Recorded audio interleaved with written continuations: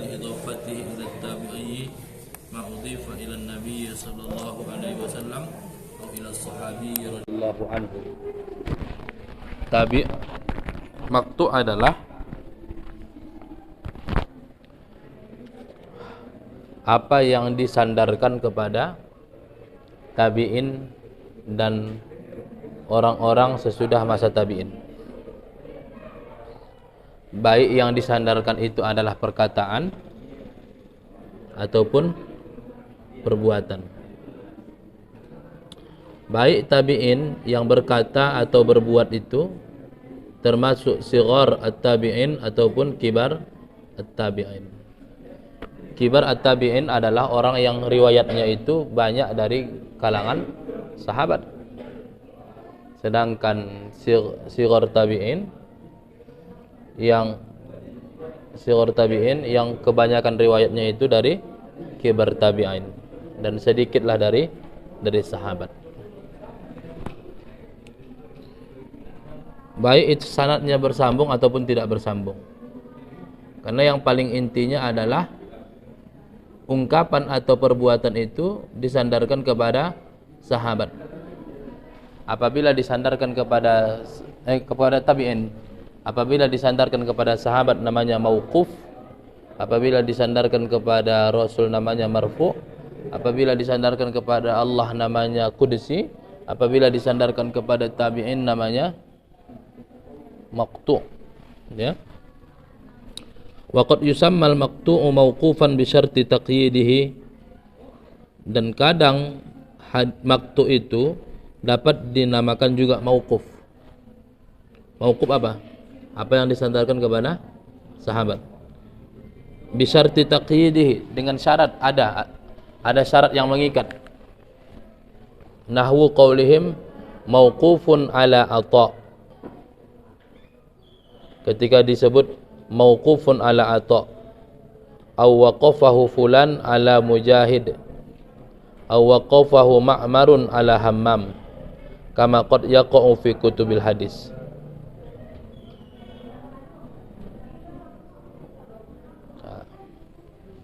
Jadi ada kadang kita temukan mauquf ala Atha.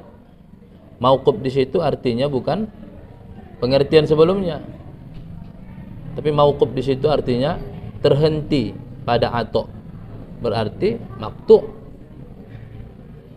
Makanya kita harus bisa membedakan mana kata yang digunakan untuk dari sudut bahasa, mana kata yang digunakan dari sudut istilah. Maka ketika disebutkan mauqufun ala Atha, ini lebih kepada bahasa. Aw waqafahu fulanun ala Mujahid, artinya berhenti sampai di situ saja. Jadi kita harus bisa membedakan kapan dia menggunakan istilah, kapan menggunakan secara bahasa.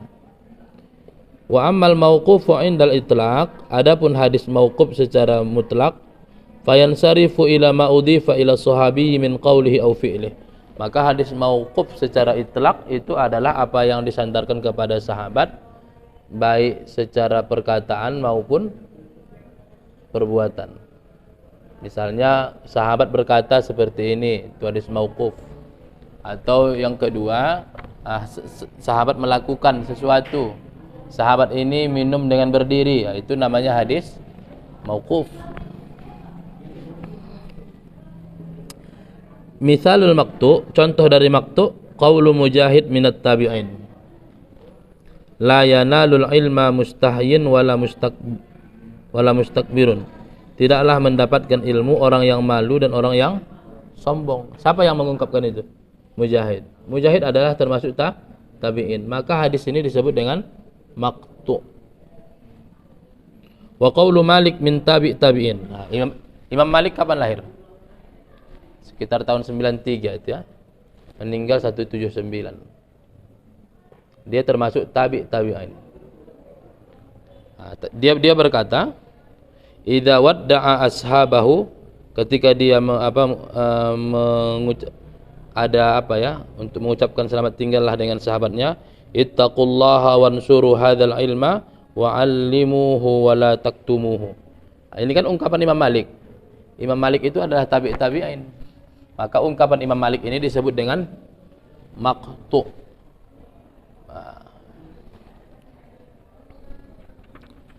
Apa hukum maqtu'?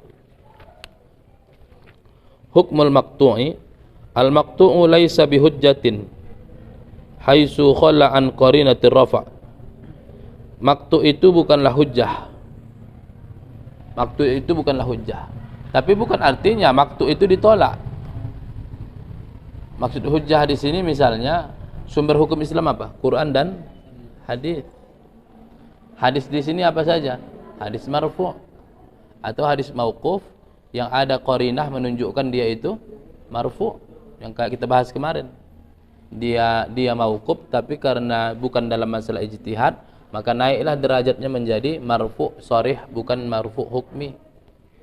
Maka ketika disebut maqtu' itu laisa bihujjatin, bukan artinya perkataan tabi'in itu ditolak, bukan. Tapi dia tidak masuk dalam kehujahan hadis. Amma idza wujidat qarinatun tadullu ala raf'ihi ila nabi. Tapi kalau seandainya ungkapan tabi'in itu adalah qarinah, sesuatu yang melekat ya, mendampingi, yang menunjukkan bahwasanya itu nanti bisa sampai kepada Nabi, falahu hukmul marfu', maka hukumnya adalah marfu', kama annahu idza wujidat fihi qarinatun tadullu ala waqfihi ala sahabi, falahu hukmul marfu'. Itu ya.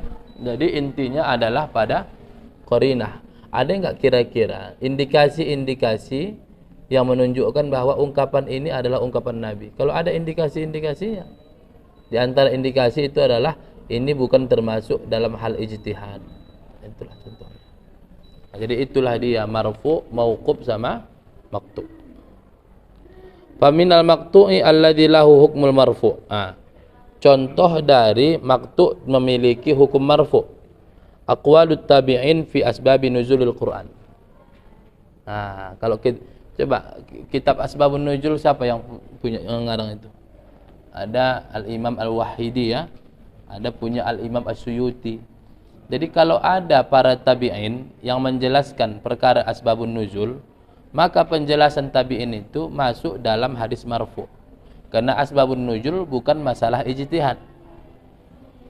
Ya, bukan masalah ijtihad. Maka dia walaupun dia hadis dia maqtu', tapi dia dihukumi marfu'. Wa kadzalika aqwaluhum fi ma la majala lirra'yi fih mimma la yumkinu akhdhuhu illa 'anin nabi fa jami'u dzalika fi hukmil marfu' al mursal. Jadi itulah dia hadis marfu', maqtu' sama mauquf. Mauquf bisa menjadi marfu', maqtu' pun bisa menjadi marfu' sama mauquf. Wa amma qaulut tabi'i minas sunnah kadza fasahih annahu mauquf. Wa qila huwa marfu'un mursal wa huwa qaulun dha'if. Jadi kalau ada tabi'in mengatakan minas sunnah kadza, di antara yang sunnah adalah begini, maka itu adalah mauquf. Artinya menurut tabi'in itu yang diamalkan oleh para sahabat. Waqtalafu fi qaulit tabi'in umirna bi kadza wa zahiru annahu mauqufun aidan. Jadi berbeda pendapat ketika ada tabi'in mengatakan umirna bi kadza, kami diperintahkan melakukan ini. Tabi'in yang melakukan. Maka pendapat yang kuat adalah itu masuk dalam hadis mauquf. Tapi kalau sahabat mengatakan umirna bi kadza, kira-kira siapa yang nyuruh itu? Nabi Muhammad kan? Makanya itu masuk dalam hukum marfu'. Jadi nanti ketika kalian baca buku ada mendengar misalnya an Abi Hurairah marfu'an, berarti hadis itu marfu' sampai kepada Nabi. Hadzal hadis mauqufun ala Abi Hurairah, berarti cuma sampai Abu Hurairah, tidak sampai kepada Nabi sallallahu alaihi wasallam.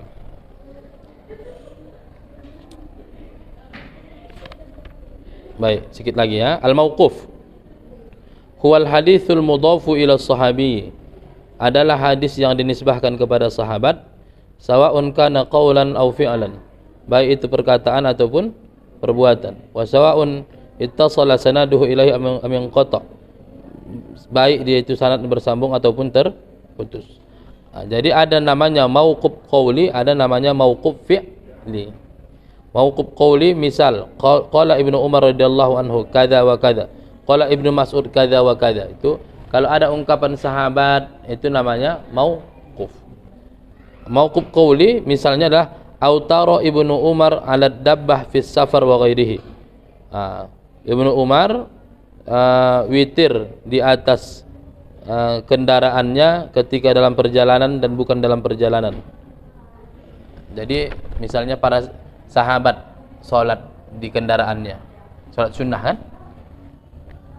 Jadi itu kan berita tentang perbuatan sahabat, maka itu disebut dengan mauquf fi'li. Wa mahallu tasmiyatihi mauqufan, kapan saja dia itu disebut mauquf, haitsu kana lirra'yi fihi majal, yaitu dalam perkara yang ada ijtihad di dalamnya. Fa illam yakun lirra'yi fihi majal, kalau seandainya perkara itu bukan dalam masalah ranah ijtihad, maka itu dimasukkan dalam hukum marfu'. Wa in ihtumila akhdhu sahabah an ahlil kitab tahsinan lizzanni bis sahabi, meskipun ada dugaan kalau sahabat mengambil dari ahli kitab, itu dianggap hukum marfu sebagai husnuzon kita kepada sahabat. Wa qad yutlaqul mauqufu ala ma udifa ila tabi'i aw man dunahu bisartin an yakuna dzalika muqayyadan. Oh, kayak tadi, kadang pun hadis mauquf tadi itu disebutkan untuk sahabat, mauqufun ala Atha, mauqufun ala Mujahid. Makanya itu yang Anda sampaikan tadi, ketika ada mauquf dinisbahkan kepada tabi'in, maka makna mauquf di situ adalah makna lughawi, bukan makna istilahi. Jadi makna lughawi bukan makna istilahi. Maka di situ yang kita harus bedakan. Salat makna lughawinya apa? Doa. Jadi orang kalau udah doa, udah salat. Ya kan? Puasa, apa makna lughawinya? Imsak. Berarti kalau orang yang menahan sedikit, udah puasa lah. Puasa kau hari ini, udah tadi pagi katanya. Itu secara lughawi. Tetapi secara syar'i kan ada. Salat itu al-a'mal al-mubtataha bit takbir wal mukhtatam bis salam. Kan Ben? Maka yang kita pakai adalah makna istilahi, bukan makna lughawi. Tapi kita harus mengetahui kapan sebuah kata itu digunakan dalam makna lughawi, kapan dalam makna istilahi. Ketika disebutkan mauqufun ala kaza, contohlah misal begini. Nanti kita akan bahas hadis masyhur. Hadis masyhur itu secara istilah artinya diriwayatkan 3 orang atau lebih. Secara bahasa hadis masyhur adalah hadis terkenal. Jadi ketika Ustaz bilang misalnya hadza hadisun masyhurun fil ma'had, ini adalah hadis masyhur di pesantren. Yaitu apa hadis masyhur di pesantren? Man kharaja fi talabil ilmi fa huwa fi sabilillah. Itu makna lughawi atau istilahi? Lughawi. Masyhur artinya secara bahasa yaitu hadis yang populer atau terkenal. Maka kita harus bisa membedakan kapan dia menggunakan makna istilahi, kapan menggunakan makna lughawi. Dan istilah di setiap ilmu berbeda. Contohnya, menurut ulama hadis adalah ini. Menurut ulama usul fikih, hadis adalah ini. Jadi beda-beda. Menurut ulama hadis sama dengan sunnah. Menurut yang lain tidak sama. Maka disitulah penting kita belajar istilah. Hukmuhu annahu qad yakunu sahihan aw qad yakunu hasanan wa qad yakunu dhaifan. Ya. Kadang dia bisa sahih, kadang dia bisa hasan, bisa dhaif, berdasarkan pada apakah dia memenuhi syarat hadis sahih atau tidak.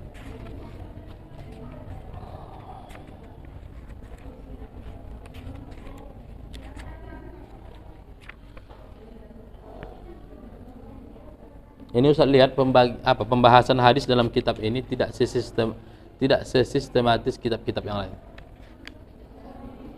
Kitab Taisir Mustalah Hadis itu sistematis, sangat sistematis. Tapi kalau ini tidak terlalu sistematis menurut Ustaz. Tapi kenapa beliau menyusunnya seperti ini? Pasti ada tujuan yang mungkin Ustaz tidak mengerti.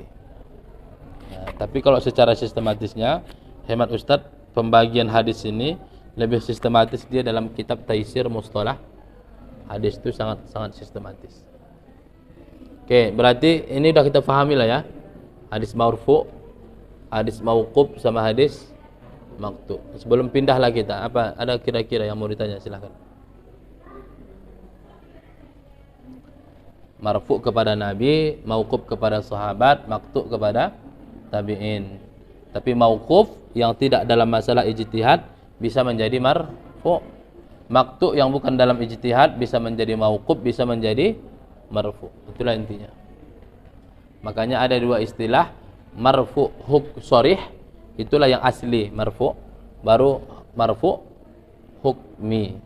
Hukmi itulah yang dia awalnya dia mauquf menjadi marfu, atau awalnya dia maqtu menjadi marfu. Kalau memang tidak ada kita lanjut. Jadi kenapa pada hadis mauquf sama maqtu tidak ada takrir? Berarti marfu kan ada fi'lan, qaulan, takriran. Kalau ada takrir berarti itu udah ijtihad mereka kan? Ketika ada masalah depan mereka, mereka putuskan begini. Itu ijtihad mereka menyelesaikan permasalahan itu, menyikapi itu. Maka dia tidak ada, maka takrir kita kan pembahasannya ini yang mana mauquf sama maqtu punya potensi menjadi marfu. Yang punya potensi menjadi marfu adalah qaulan sama fi'lan. Sedangkan takriri tidak punya potensi menjadi marfu.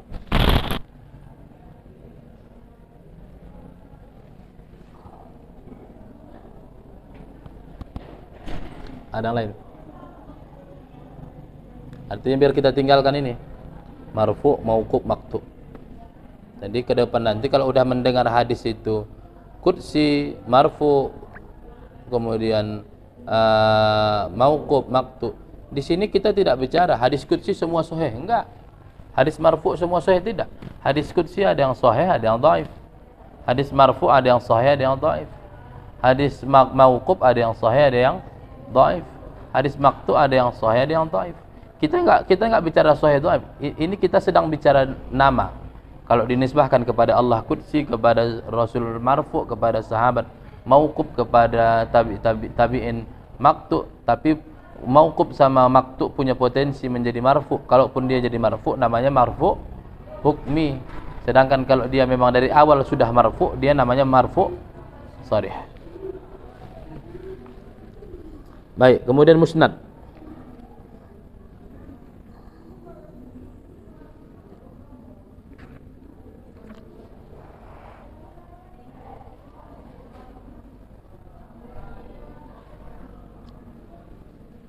Di dalam ilmu hadis kita akan sering mendengar kata musnad. Musnad. Penggunaan kata musnad itu ada 3. Pertama, musnad merupakan nama istilah penyebutan buku. Seperti Musnad Ahmad bin Hanbal. Nah, Musnad Ahmad bin Hanbal. Kan ada nama buku Sunan ya, Sunan Abi Daud, Sunan Tirmizi, ada nama buku namanya Musnad. Apa itu Musnad? Musnad itu adalah buku yang menghimpun hadis-hadis Nabi, tapi penghimpunannya ini disusun berdasarkan nama sahabat. Abu Bakar hadisnya, Umar hadisnya. Beda dengan Sunan. Kalau Sunan dia judulnya baru hadisnya, judulnya baru salat, hadis salat kan begitu. Kalau Musnad tidak. Dia berdasarkan nama sahabat. Itu kitab musnad. Jadi kitab hadis yang menyusun hadis-hadisnya berdasarkan nama sahabat itu disebut dengan musnad. Yang kedua, musnad itu lawan itu adalah sinonim dari kata isnad. Ya. Yang ketiga, inilah dia makna yang ketiga ini. Al musnad bi fathin nun yuqalu li kitabin jumi'a fihi ma asnadahu sahabah wa yuqalu aidan lil hadis al-ati ta'rifu. Ini dia.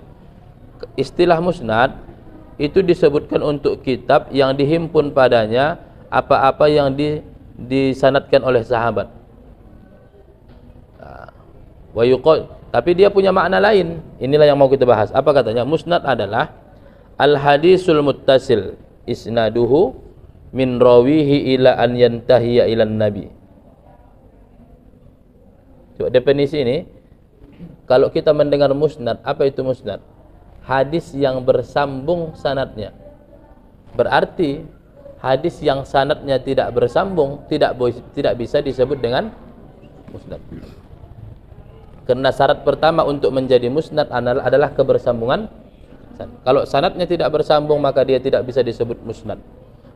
Baru yang kedua, min rawihi, dari perawinya, ila ayantahiya ilan nabi, sampai kepada nabi. Jadi hadis itu disebut dengan musnad dengan dua syarat. Pertama, sanadnya bersambung, yang kedua sampai kepada nabi.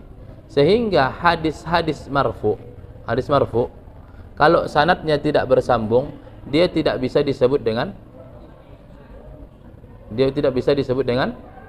musnad, meskipun dia marfu. Yang kedua, hadis mauquf itu kan kepada sahabat. Hadis maqtu itu kepada tabi'in. Meskipun sanad mereka bersambung, hadis mereka tidak bisa disebut dengan musnad. Kenapa? Karena tidak berakhir kepada nabi. Karena mauquf berakhir kepada sahabat, maqtu berakhir kepada tabi'in.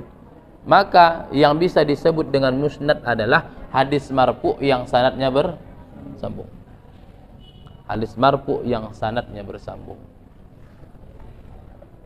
Fa dhahara bi hadzal ta'rif, maka nampaklah dari definisi ini, annal musnada yustaratu fihi amrani, bahwasanya musnad itu disyaratkan padanya dua perkara. Al-awwalur rafa' ilan nabi, pertama dia diangkat kepada nabi, wasani al-ittisal fi sanadihi, kebersambungan dalam sanadnya. Maka dua syarat inilah disebut hadis musnad. Jadi kalau kalian ditanya apa itu hadis musnad adalah hadis marfu yang sanadnya bersambung. Kalau sanadnya tidak bersambung maka tidak bisa disebut dengan hadis musnad. Walaupun bersambung sanadnya tapi hadisnya itu mauquf, itu pun tak bisa disebut dengan hadis musnad, karena syarat musnad adalah berakhir kepada nabi. Wa yakhruju bihadza kullu ma yunafir rafa'. Maka daripada itu tidak termasuklah musnad. Pertama, hadis mauquf itu tak masuk musnad. Hadis maqtu tak juga. Hadis yang tidak bersambung sanadnya seperti mursal, munqati, mu'dhal, mu'allaq, ini semua tidak bisa disebut dengan mursal. Wa qila innal musnad huwal marfu' faqat wa alaihi fala yushtaratul ittisal. Ada pendapat kedua, hadis musnad itu adalah hadis marfu', tidak disyaratkan kebersambungan sanad. Itu pendapat kedua. Wa qila huwal muttasil faqat. Ada mengatakan asal bersambung sanadnya berarti dia musnad. Jadi berarti di sini ada tiga pendapat. Pendapat pertama, hadis musnad itu adalah hadis marfu' yang muttasil sanadnya.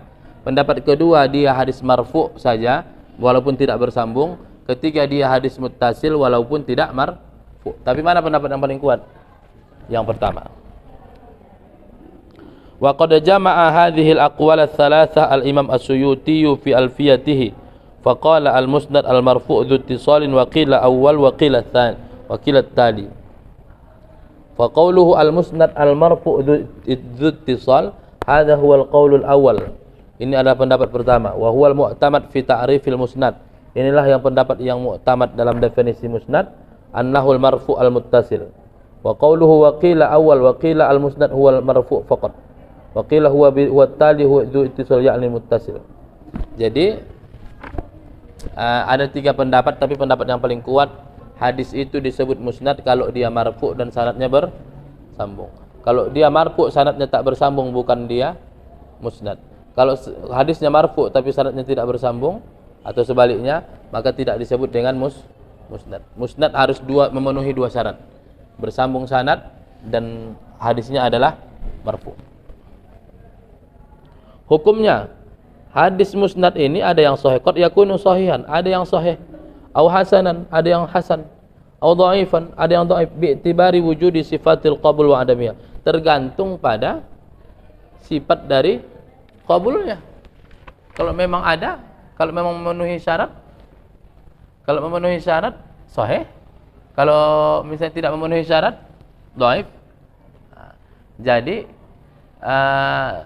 kita belum masuk belajar sahih, hasan kan? Kemarin dah ya? Sahih, hasan, dhaif sudah. Ini kita memasuki hanya nama-nama hadis saja. Ada hadis marfu, ada hadis mauquf. Ketika kita sebut hadis musnad, itu belum hukum hadis. Karena hukum hadis cuma 3, sahih, hasan, dhaif, ataupun 4 sama maudhu'.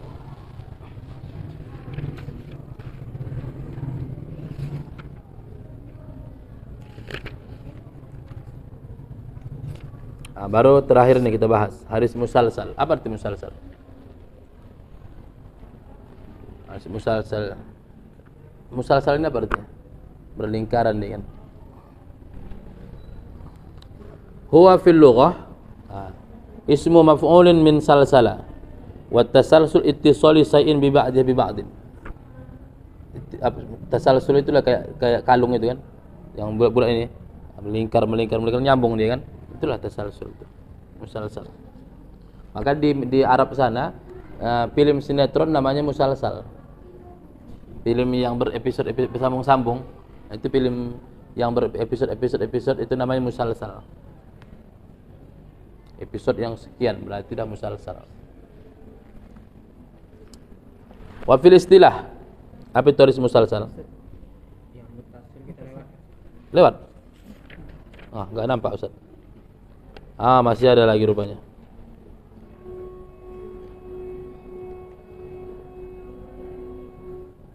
Jadi intinya begini. Hadis muttasil ini adalah hadis yang sanadnya bersambung.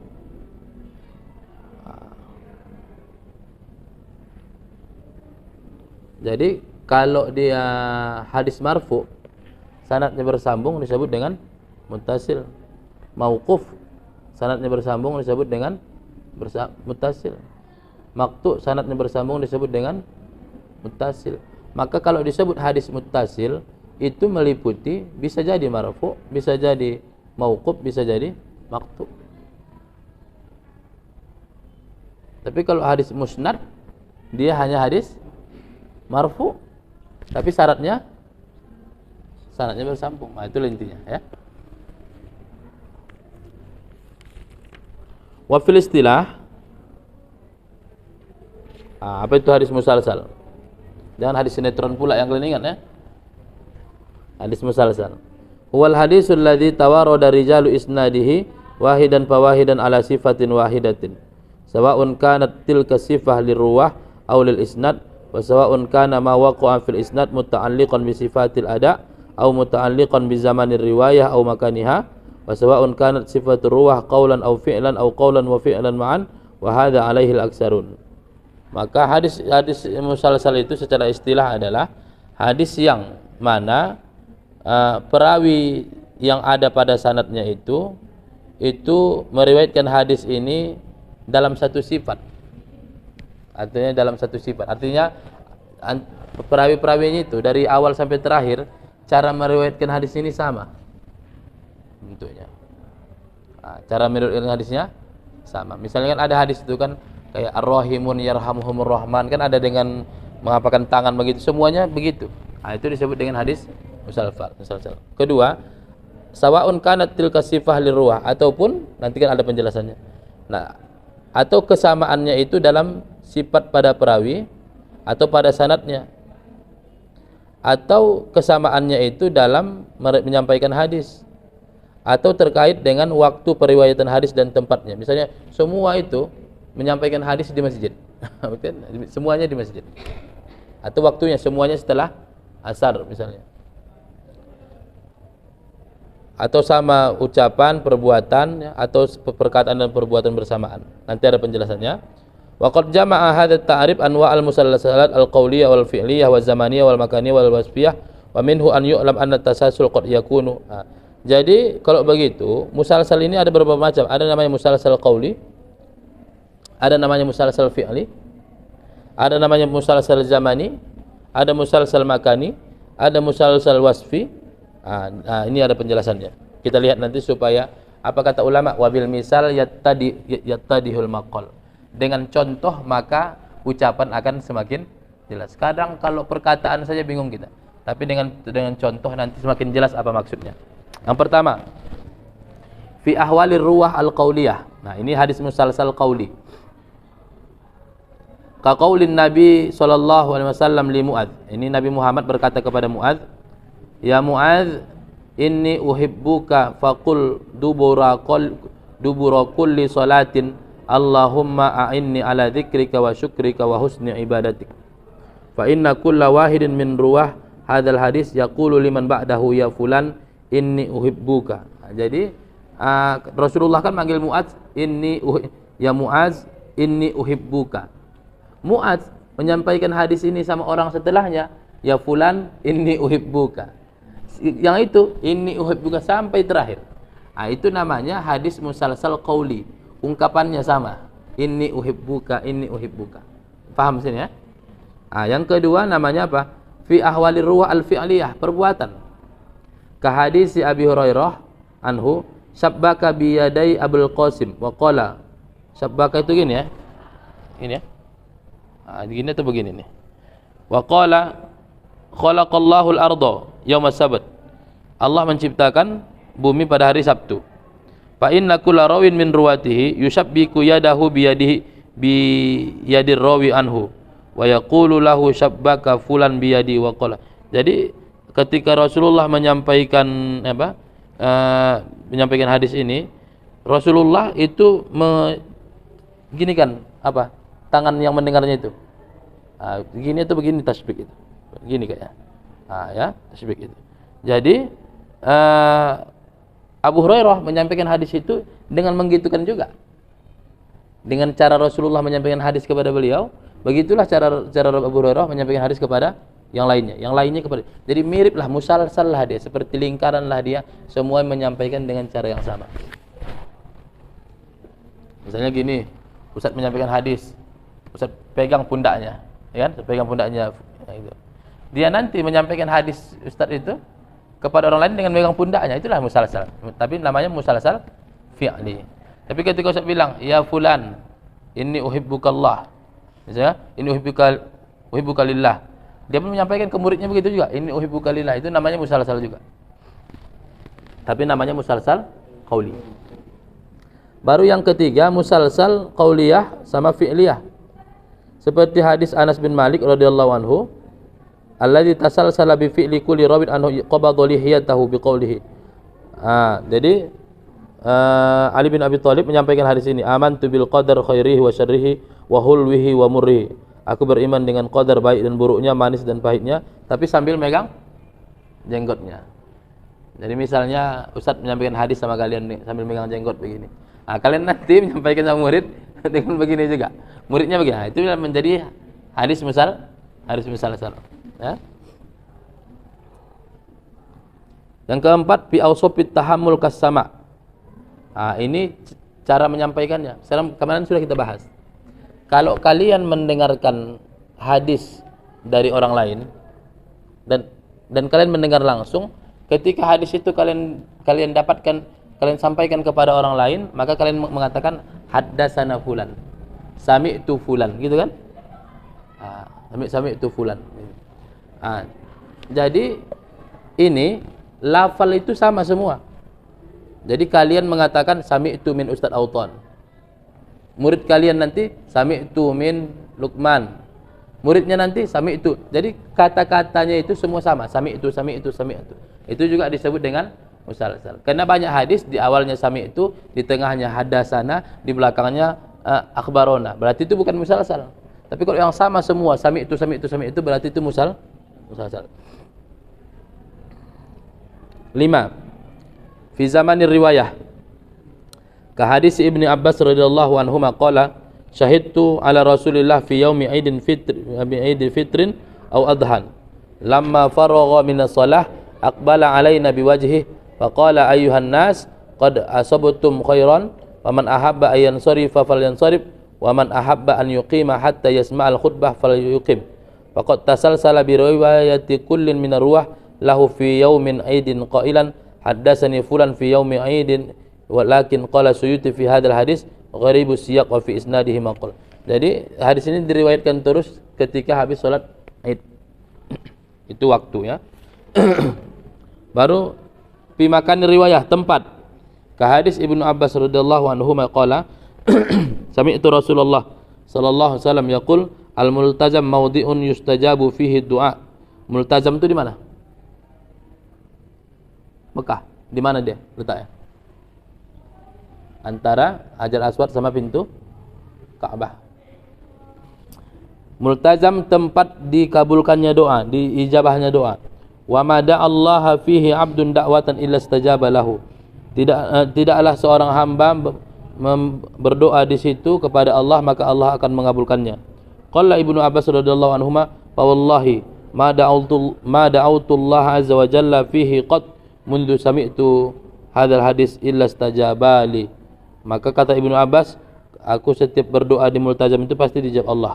Fatasalsala biqauli ruwatihi wa ana ma da'autu Allah fihi bi syai'in mundu sami'tu illa istajabali. Maka disinilah banyak orang mengucapkan hadis ini di tempat ini. Jadi namanya ini musalsal makani. Di mana tempatnya itu? Multazam.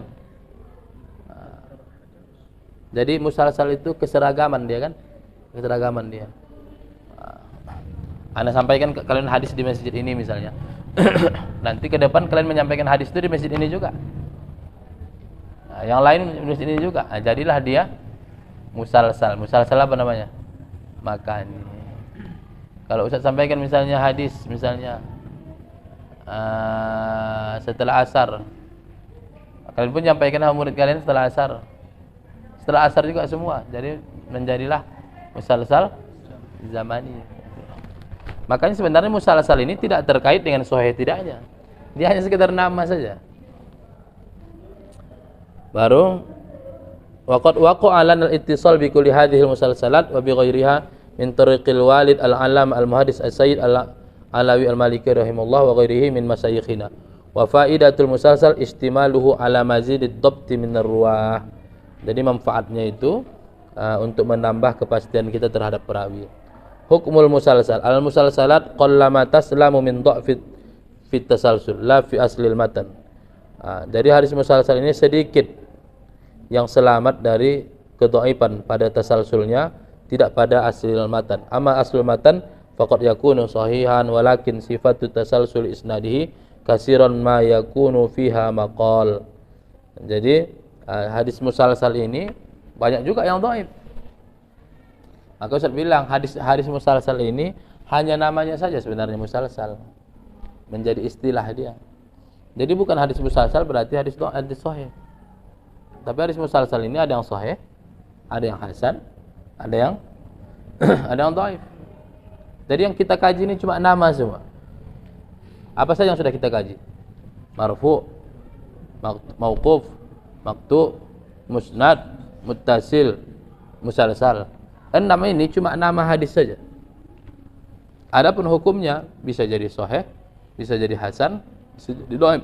Tergantung apakah dia memenuhi syarat atau tidak. Berapa syarat hadis sahih?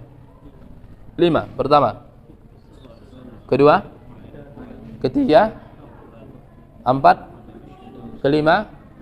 Ada 5. Kalau hadis-hadis yang 6 ini memenuhi syarat, maka sahih.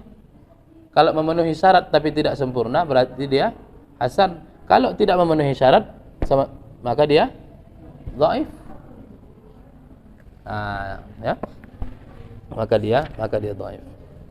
Baru ini gharib, baru aziz, masyhur, ada nanti mutawatir. Ini nanti pembahasan lain. Ini sekali pembahasan kita nanti baru paham. Mutawatir. Hadis itu terbagi 2, mutawatir sama ahad. Ahad terbagi 3, gharib, aziz, masyhur. Nah, itu yang nanti harus kita pahamkan. Kalau dia ahad, disitulah nanti hadis ahad ada yang sahih, ada yang hasan, ada yang dhaif. Tapi kalau mutawatir semuanya sahih. Bahkan bukan sekedar sahih lagi. Kalau hadis itu memang mutawatir, dia sudah menjadi sahih yang paling tinggi. Nah, itu nanti kita bahas minggu depan lah sekaligus. Gharib, aziz, baru kemudian masyhur sama mutawatir. Baru nanti masuk kita ke baru masuk nanti munqati. Maka Ustaz bilang lebih sistematis kitab Taisir Mustalah Hadis. Nah, kalau selesai nanti ini baru nanti kita pindah ke buku yang lain yang lebih dalam. Nah, karena misalnya kitab Qawaidu fi Ulumil Hadis punya At-Tahanawi itu bagus. Atau kitab Qawaidut Tahdis punya Qasim Jamaluddin Al-Qasimi. Qawaidut Tahdis. Baiklah, ada yang mau ditanyakan silahkan ya. Ini kita lanjutkan nanti minggu depan aja.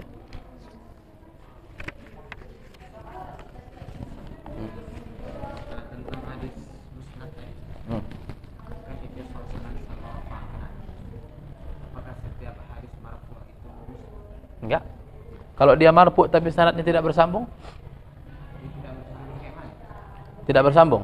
Misalnya ada hadis di situ sampai kepada Nabi. Qala Rasulullah. Maka sanadnya kita periksa. Misalnya contoh di sanadnya itu ini apa? Yazid. Yazid sama Fuad. Kita periksa. Bersambung enggak sanad orang nih? Satu-satu diperiksa ini. Pas si Yazid kita periksa. Yazid ini gurunya, Fuad ini muridnya. Karena Fuad bilang an Yazid. Kita periksa. Si Fuad lahir tahun 160. Yazid wafat tahun 162. Berarti waktu si Yazid meninggal, Fuad umurnya 2 tahun. Mungkin enggak umur 2 tahun dia mendengar hadis dari si Yazid? Enggak mungkin kan? Berarti putuslah. Berarti sebenarnya ada satu orang di antara mereka ini. Terputus sanad. Maka hadis ini tidak disebut dengan musnad. Karena sanadnya terputus. Terputus sanad ini bisa di awal, bisa di tengah, bisa di akhir. Nah, itulah contohnya terputus sanad. Karena syarat dari hadis sahih adalah ittisalus sanad. Sanadnya itu bersambung. Satu-satu itu dicek semua. Paham ya?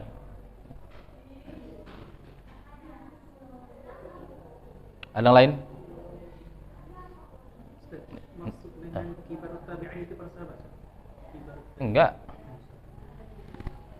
Rasulullah, sahabat, tabi'in, tabi'in.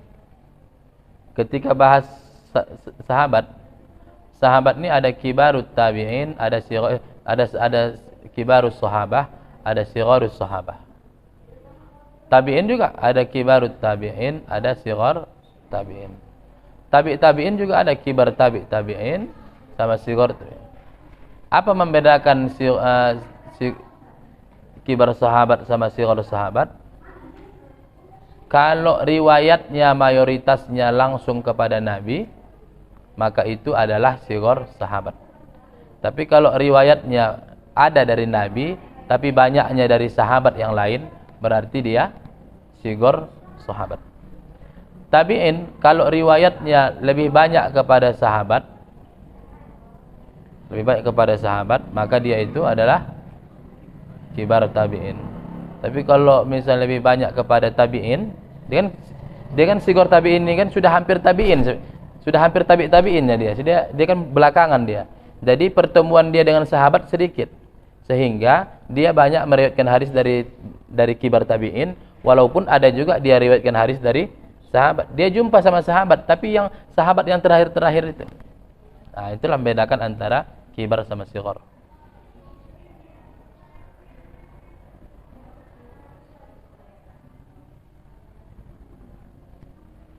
Apa tadi?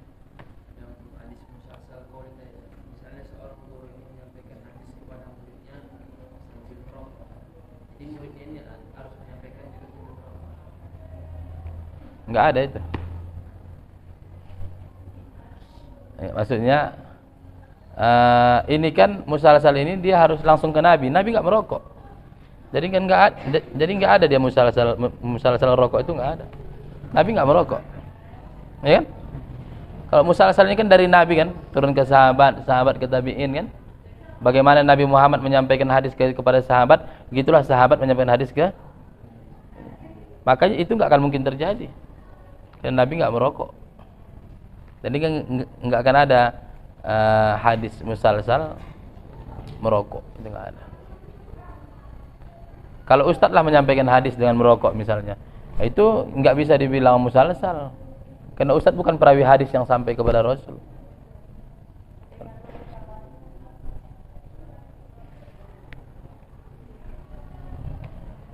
Kalau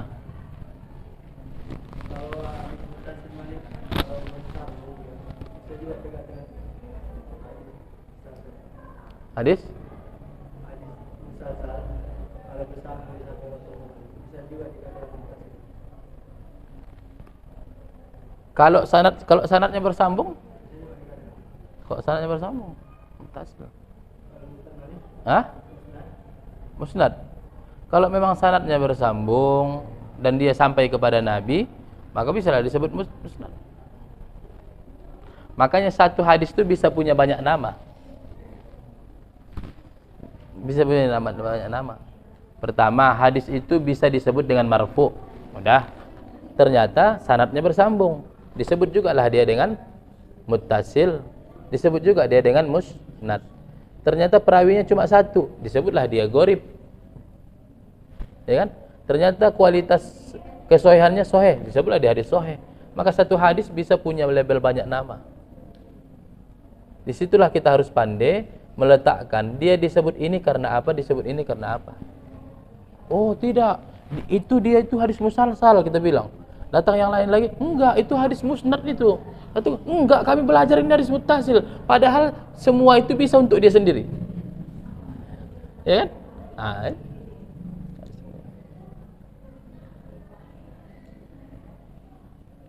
Musalsal mesti disampaikan hadis. dari Nabi lah dia nurun.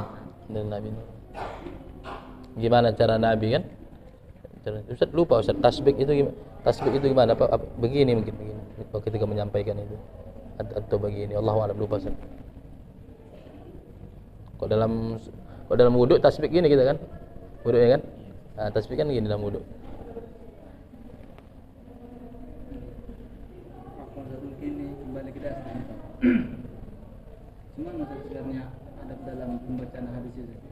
Karena sebagian orang tahu pakai Bismillah dan di akhirnya nanti sunahkan membacakan Al-Quran Nabi SAW. Gimana sebenarnya adab yang baik dalam menyampaikan atau enggak? Misalnya derajat hadisnya apa, kita harus sampaikan derajatnya apa, terawinya juga sekaligus adab yang baik. Baik, bismillahirrahmanirrahim. Di dalam membaca hadis itu kalau kita lihatlah seperti kitab Bulughul Maram yang itu dituliskan, ya kan? Yang dituliskan. Kalau dalam Bulughul Maram ada an Abi Hurairah radhiyallahu anhu kan gitu kan. Maka kita membaca hadis yang mana sebenarnya? Buku hadis ini dua. Ada buku hadis Kutubul Hadis Asliyah yang kemarin kita bahas. Ada buku namanya Kutubul Hadis Far'iyah. Bulughul Maram itu masuk Far'iyah. Yang masuk Asliyah Sahih Bukhari, Sahih Muslim dan lain sebagainya. Maka di antara ketika kita membaca hadis dari buku hadis Asliyah, maka itu kita menyebut qala al-Imam Muslim rahimahullah, minimal itu. Haddatsana fulan, qala haddatsana fulan. Kita tidak langsung menyebut haddatsana fulan, haddatsana fulan, haddatsana fulan. Nah, kemudian kedua, ketika kita baca buku hadisnya itu dari kitab Kutubul Hadis Far'iyah, ya sebagaimana kita buka kitab Bulughul Maram. disebutkannya sahabatnya, hadisnya, perawinya, dan lain sebagainya. Apakah kita harus sebutkan kualitasnya, Ustaz? Ketika hadis itu kapan kita mesti menyebutkan kualitasnya? Ketika hadis itu palsu, itu harus kita sebutkan.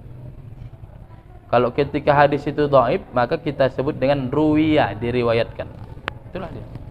Cara meriwayatkan hadis dhaif itu dengan menggunakan kata ruwiya. Dengan kata ruwiya. Sedangkan au kama qala, ketika kita ragu, hadis itu kan ada riwayat dengan lafzi, ada riwayat dengan makna. Kalau kita menyampaikan hadis itu dengan makna, kita enggak hafal pasti lafaznya, maka itulah kama qala Rasulullah. Tapi kalau kita yakin begitulah memang ada di dalam kitab-kitab, ya enggak perlu. Enggak perlu. Wallahu a'lam. Yang awalnya pakai tahu tapi bismillah. Terkait dengan bismillahirrahmanirrahim itu ya, menggunakan ta'awuz dan lain sebagainya, untuk bertabaruk dengan bismillah tidak ada masalah. Tapi apakah setiap baca hadis baca bismillah awalnya? Kan tidak. Akan tidak. Maka kalau dalam majelis ilmu mungkin cukuplah di awalnya kan. Di awalnya kita membaca bismillah dalam majelis misalnya. Karena misalnya ta'awuz saja itu hukum baca Quran kan. Wa idza qara'tal Qur'an fasta'id billah minasyaitonir rajim. Itu pun kapan kita berta'awuz? Di awalnya saja kan. A'udzubillahi minasyaitonir rajim. Bahkan kalau kita baca Quran di pertengahan, ya cukup a'udzubillah kan, bismillah tidak kan? Begitulah. Jadi tidak menjadi keharusan. Cuma kemarin kan kita bahas, kenapa orang yang belajar hadis ini menjadi orang yang sangat utama? Karena di dalam belajar hadis kita banyak menyebut nama Nabi Muhammad. Maka ketika banyak kita menyebut nama Nabi Muhammad, kita banyak bersolawat kepada Nabi Muhammad sallallahu alaihi wasallam. Makanya ada adab-adab ketika kita membaca hadis, jangan disingkat. Qala nabiyyu SAW, mana boleh. Sol ama, sod mim. Maka dalam penulisan pun itu sangat dianjurkan jangan tulis sod mim. Jangan tulis sol ama. Tulis lengkap sallallahu alaihi wasallam. Tapi kalau di Indonesia mungkin kaidah penulisan ya, SAW berubah-berubah caranya kan. Cuma pastinya ketika kita menulis SAW pun kita pasti bacanya sallallahu alaihi wasallam. Baik, udah jam 12 kurang 5. Ustaz mau ngisi ba'da zuhur di Masjid Salman. Hadis Bulughul Maram. Kita tutuplah dengan kafaratul majlis. Assalamualaikum warahmatullahi wabarakatuh.